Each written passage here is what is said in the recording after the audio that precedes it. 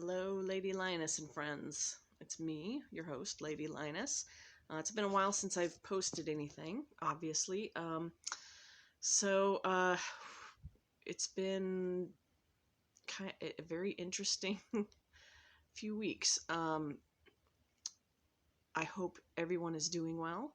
I am hoping to post more often. I don't know what the content will be, other than just trying to capture what life is like now that COVID-19 has completely taken over our lives and our world. Not just um, our communities, but like it seems like it has invaded every bit of our life. And so I've spent the last several weeks making sure that I am in a safe place. It I am in a high risk category, as I've talked a little bit about. Can you hear the trains? I think those are supply trains. They have been going all night. Um, it's been really interesting, and I'm wondering if that's normal. I'm thinking about asking my landlord if it's normal that trains come through that often. But anyway, so I haven't looked back at my videos to see where we were and what we were talking about before I stopped making videos, but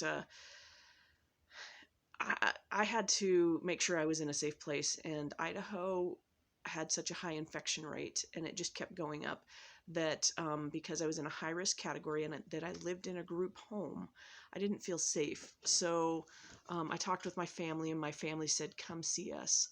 And unfortunately, that meant that I had to leave the state of Idaho. And when I got to the state that I'm in now, then it it meant that I had to quarantine for another 2 weeks. So I quarantined with my family, and that 2 weeks went by very slowly for me, it seemed like. But anyway, and I had to, of course, close down operations with Lions Pride. And so for the entire month of March, I was in Boise, and I opened up Lions Pride to help vulnerable individuals and families with making sure that they got supplies. And I will have to double check my bank account. I'll have to get exact numbers, but I ended up spending somewhere around $15,000 helping first, people in Idaho, people in Boise. Then it kind of became around the state of Idaho. And before I knew it, like within days of offering services, I went national, and I provided supplies for people as far away as Tennessee. And it was a very, I had to throw the process together. And so at the end of March, I closed down operations so that I could spend time figuring out how I was going to do this going forward. Number one, Lions Pride is out of money. We spent everything we had. And number two, oh, hello there. So here's another thing. I decided to get myself a companion animal because everything was so stressful, and I would like to introduce you to Venus Lioness Harwood. And Venus has been a wonderful companion. When I got her, she was 4 weeks old. She's now, 6 going on 7 weeks old. And she is just the sweetest, kindest, most loving animal. And she comes to cuddle with me. She just came up to cuddle with me. And as you can see, she's very calm. I mean, sometimes she gets very excited and hyper, and she does very cute things, but she has helped me to stay calm. And I was having panic attacks, so I had I don't know if it was a panic attack or a bronchitis attack, but when I was in Boise, I had such a bad breathing attack that I thought I was going to have to go to the hospital again. And the first time I went to the hospital was before the COVID-19 crisis. And I was in the hospital overnight in the emergency room, and I thought I was, it felt exactly like that. And I thought I was going to do that, except for now we're in crisis. And I didn't know if I was going to be able to get into the emergency room or whatever. And I was having a breathing attack and I couldn't breathe. And so I called a friend and I said, I need you to come get me and take me to the emergency room. And so while I was waiting for her, thankfully, another friend called and he just calmly talked me through. And he thought I was having a panic attack, so he calmly talked me through, but it wasn't a panic attack. I ended up coughing and coughing and coughed some stuff up out of my lungs, and then I could breathe again. And then I ended up not having to go to the hospital. But that was a very scary experience. And so that just was really, really scary. And hi, she's coming over and she wants me to pet her. Hello, I love you. Yes, you're a good girl. So when I talked to my family and decided to come here, when I usually, because of my disability, I have to travel with someone. I have to have someone come with me. And that's usually not a problem. I have friends that are willing to travel with me, and they can drive most of the way because my health does not allow me to be able to drive. Well, I couldn't get anybody to go with me, so I just decided I was just going to do it myself, and I had no idea what to expect. And so I packed everything up. It took me about 3 days to pack up and leave.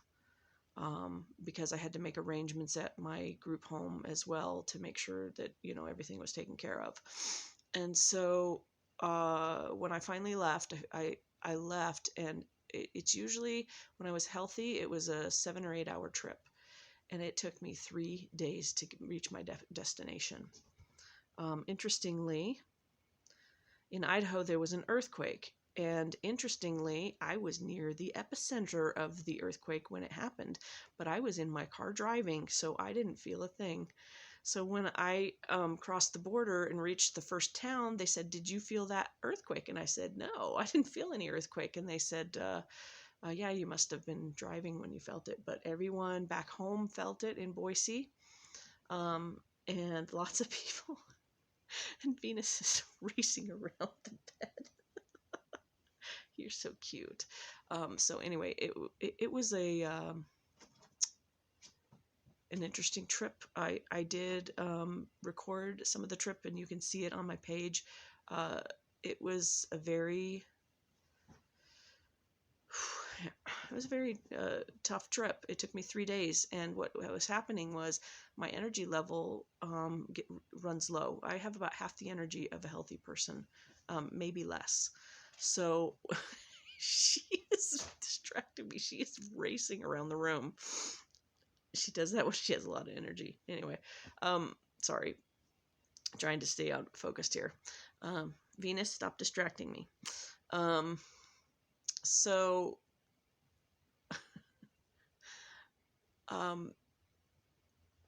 yeah, so I went through 3 different snowstorms to get to my destination. Of course, there was an earthquake, but I didn't feel it.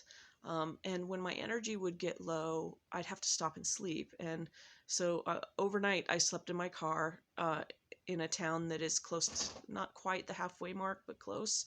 And so I slept there overnight. My mother was so worried because, but I felt safe because I was isolated in my car. Nobody wanted to come near me, of course, because nobody wanted to go near anybody. So I felt fairly safe. The only thing that made me feel a bit unsafe was some of the semi-truck drivers were not being safe on the road. I had one that really cut me off. I mean, it was obvious that he cut me off, and I'm not sure what his problem was. But wow, that was an interesting situation. But the second and third, well, it was mostly the third day, but the second, especially the second and third days, my energy was still really low. I mean, I slept good in the car when I did, which was interesting. I was able to find a comfortable position to lay in the car and sleep. So I felt like I slept well, but my energy levels didn't quite reflect that. So I had to stop whenever I got tired and sleep, and I'd sleep about at least half an hour at a time. And there was a long stretch of time where I was driving 40 minutes, sleeping for half an hour, driving for 40 minutes and sleeping for half an hour. And that is why it took me 3 days to make a 7 or 8 hour trip. So it was very long and grueling. And like I said, there were I went through 3 snowstorms, no snow tires. During one of the snowstorms, I ran out of water for me and the bunny. And, but because it was a snowstorm, when the snow had stopped, I was able to get out and get some snow off of a fresh snowbank and allow it to melt into our, I think I had 7 or 8 water bottles with me. So, we, were able to refill our water bottles with snow and allow it to melt, and that worked out well. And actually, melted snow water tastes pretty darn good. I'm sure it wasn't the purest water in the world, but it hydrated us, so that was good. But anyway, it was a very stressful trip. And when I got to my destination, of course, the state that I got to required me to quarantine for 2 weeks because I was coming from out of state, which was no problem. I quarantined with my family. And, well, part of the time I was in an Airbnb, but, because I had such little money by the time I got there that it was more economical to stay with my family. So quarantined with my family, and after moving out of one Airbnb, because it had stairs, the energy it took for me to load everything into my car going up and down those stairs made me really sick the next day. So I was sick for 2 days. I was so sick the day after I moved out of that Airbnb that I could not stand or walk on my own. I had to have assistance to stand and walk, and I couldn't even walk with my walker. I have a walker, and I couldn't even walk with my walker. It was so bad. And my mom and my sister, live in a small home. They don't have an extra bedroom, and I was sleeping on the hide-a-bed in the living room. But my sister gave up her room and her bed for a couple nights, and that made all the difference because I was able to rest. Right? I was able to rest, and you cuddled with me, and you loved on me. Thank you. You were such a wonderful bunny. And and so they got me better, and then after one day of rest, I was able to walk again, but I was still pretty weak. So after my trip up and being so sick like that, my energy levels went down even more. So now I am able to stay awake for 4 hours, and then I have to sleep for at least from anywhere between 20 minutes to 2 hours to regain my energy. So that's what I've been doing. I've been staying awake for 4 hours and then sleeping, and then staying awake another 4 hours and then sleeping, and then of course sleeping all night and then getting up in the morning. So my energy level have gone down. My mother and I talked, and when I get home to Boise, I will be seeking out an assisted living facility. I no longer can live in the independent group home. I need somebody that I can call 24 hours a day to be able to assist me if I need it. So this whole COVID-19 crisis has severely influenced me, impacted my life. And granted, I had my own hand in some of that because I chose to leave Idaho, but I feel like that was the safest route for me. And my friends have all agreed that this is the best place for me, and this is the safest place for me to survive this crisis until the CDC and the government can, get vaccines out to everybody. And I will not be safe.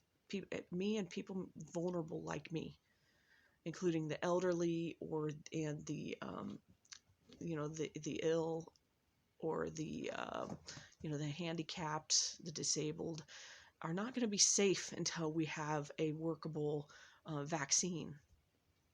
And this is what people don't realize. So we need everybody to be staying home, because even if you're healthy, you could be passing on COVID-19 to somebody who cannot sustain the illness. I saw that there was a protest yesterday in Boise where people were protesting the closure of stores and closure of jobs. But my take is, if you open that back up, you're putting me in danger. And I know I'm not in the state right now, but I want to come home. Idaho's curve is not flattening. The state where I am is flattening, so I feel safe here. But Idaho's curve is not flattening. Until that curve is starting to flatten and decline, I can't come home. So people in Idaho need to stay home. They need to stay home. They need to keep the vulnerable safe. You need to keep this. This is not about your rights. This is about the entire community and the entire world, and about eliminating this disease so that we can get back to opening up our communities and our jobs and but for right now, we need to err on the side of caution and be safe and make sure you are washing your hands a lot. And something that people don't realize, I've heard the statement said, well, this is like the flu. No, it's not. This is not like the flu. This is much more contagious. You are contagious a lot longer than you think you are. You are contagious before you even know you have it, like many, many days before you know you have it, before you know you're carrying it. And then you come down with symptoms, and then, you are contagious both before and during the entire sickness. So, and from what I've heard, it's brutal. And part of it is that you get a pneumonia-like stuff going on in your lungs, and pneumonia will kill me. So I can't get this. And I have to stay safe. So that's just kind of a rundown where I am. And I'm hoping to do more videos coming up. I am slowly getting Lions Pride back open. I'm starting to send out care packages, but I'm having to do it very slowly because I have no money. Lions Pride's bank account is empty. So those of you that know me and know Lions Pride, if you are willing to make a donation, you can make a donation on PayPal at my email address, and I will post on my Facebook where that is. And I don't know if anybody who isn't in Idaho is interested in donating. If you are, just put in the comments that you're interested in donating, and I will post the PayPal account to donate to.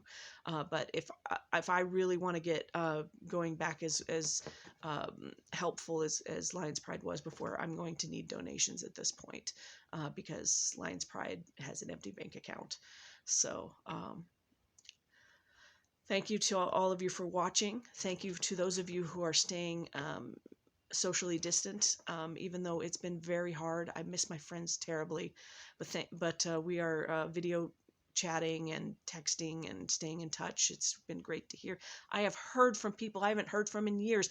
I heard from a friend I haven't heard from in 30 years. And it is so good to catch up with you, Dawn.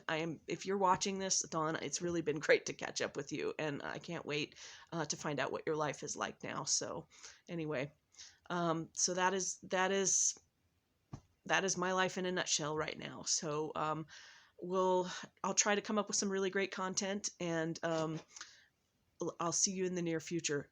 Be safe, wash your hands, stay healthy. Love you all. Lady Lioness and friends, signing off.